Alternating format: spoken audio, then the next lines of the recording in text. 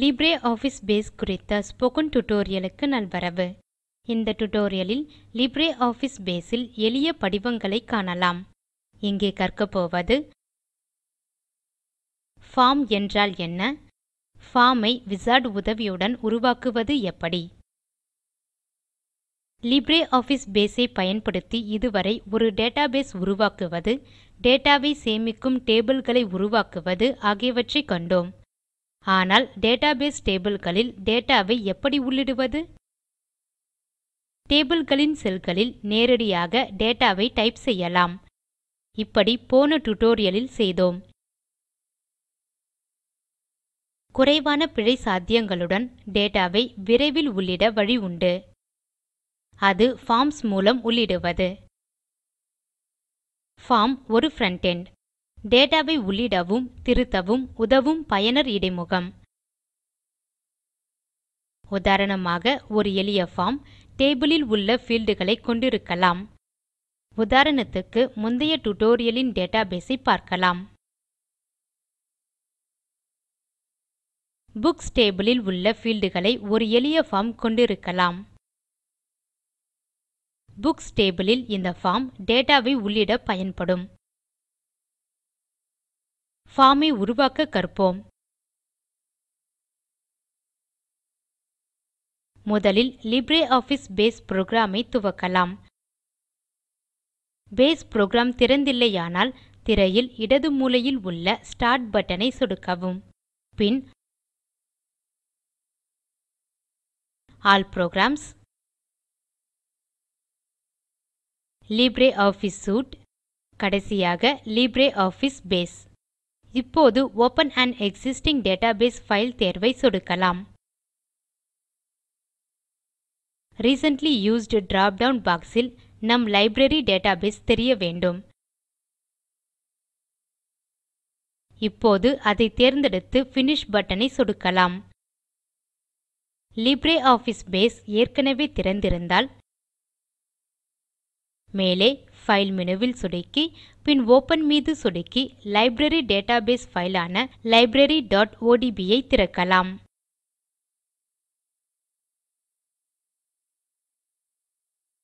மாற்றாக file menuவில் recent documents மீது சொடுக்கி library.odb ஐ தேர்ந்தெடுக்கலாம்.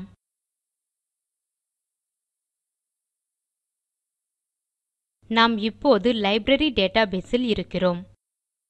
இடது பேனலில் உள்ள டேட்டாபேஸ் பட்டியலில் உள்ள ஃபார்ம்ஸ் ஐகானின் மீது சொடுக்குவோம்.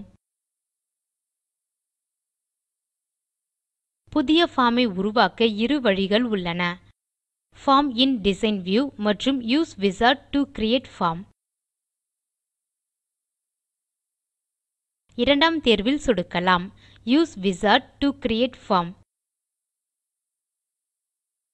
LibreOffice ரைட்டர் விண்டோ போன்ற ஒரு புதிய விண்டோ தோன்றுவதை பார்க்கிறோம்.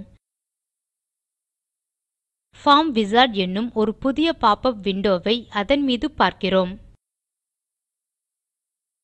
புக்ஸ் டேபிள் ஐ அடிப்படையாக கொண்ட ஒரு பார்ம் ஐ உருவாக்க இந்த விசார்ட் இல் மேல் செல்வோம். இடது பக்கம் கடக்க வேண்டிய 8 படிகளை காணலாம். பீல்ட் செலக்ஷன் என்பது படி 1. வலது பக்கம் drop down boxல் இருந்து டேபிள்ஸ் ஒர் குரீஸ் என்பதில் டேபிள் ஐ தேர்ந்தெடுப்போம். இதன் கீழ் இடது பக்கம் கிடைக்கக்கூடிய fieldகளின் பட்டியல் ஒன்றை காணலாம். வலது பக்கம் படிவத்தில் உள்ள fieldகள் தெரிகின்றன. தேவையான fieldகளை மட்டும் படிவத்துக்கு நகர்த்துவோம். இப்போதைக்கு இரட்டை அம்புள்ள பட்டனை சொடுக்கலாம். இடது பக்கம் இருந்த எல்லா fieldகளையும் வலது பக்கம் நகர்த்திவிட்டோம். புக் இட் புலம் தானியங்கியாக அதன் எண்களை உருவாக்குமாதலால் நமக்கு அது பார்ம் இல் வேண்டாம். ஆகவே அதை இடது பக்கம் நகர்த்திவிடலாம். இதற்கு வலது பக்கம் உள்ள புக் இட் மீது சொடுக்கிய பின் அம்புக்குறி பட்டனை சொடுக்கலாம்.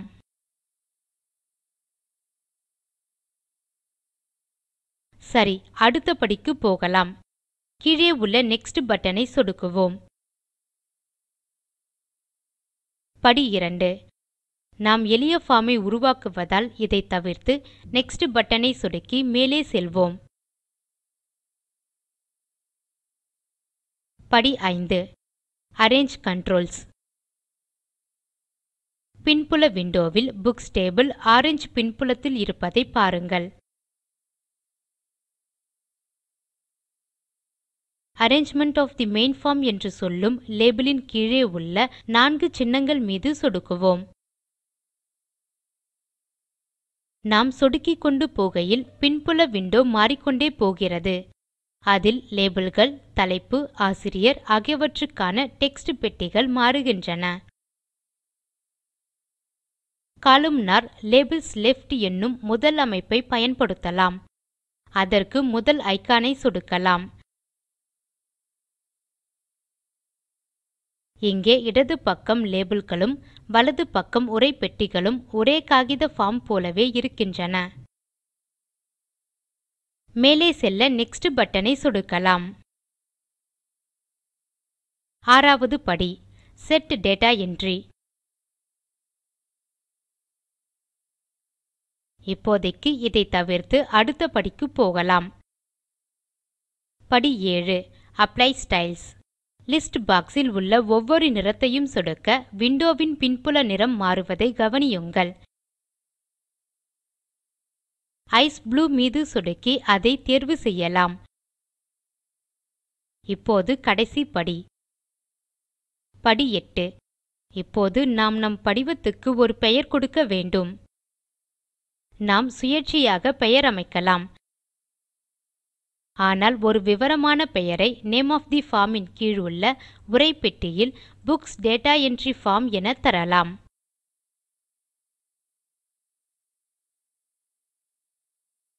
இப்போது பார்ம் ஐ உருவாக்கிவிட்டோம். மேலே என்ன செய்வது? முதலில் பார்ம் உடன் வேலை செய்வோம். பார்ம் ஐ டேட்டா ஐ உள்ளிட பயன்படுத்தலாம். பார்ம் இன் டிசைன் ஐ மாற்ற மாடிஃபை தே பார்ம் ஐ பயன்படுத்தலாம். இதை பின்னால் காண்போம். இப்போதைக்கு முடித்துவிட்டோம். ஆகவே கீழே உள்ள பினிஷ் பட்டன் மீது சொடுக்குவோம்.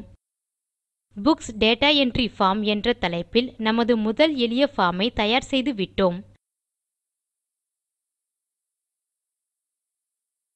டெக்ஸ்ட் பாக்ஸ்கள் அன் ஆட்டோபயோகிராபி, ஜவஹர்லால் நேரு போன்ற மதிப்புகளால் நிரப்பப்பட்டுள்ளன என்பதை கவனிக்கவும்.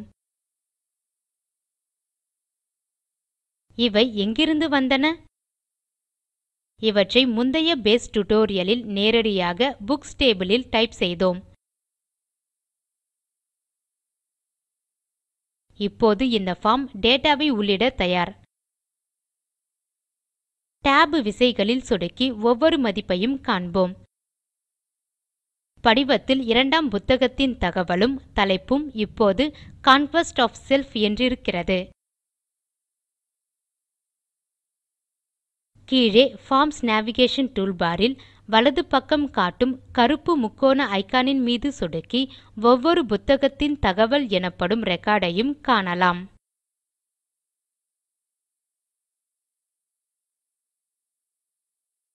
ரெக்கார்ட் எண் 5 ல் 3 இங்கே காட்டப்படுவதை காணலாம்.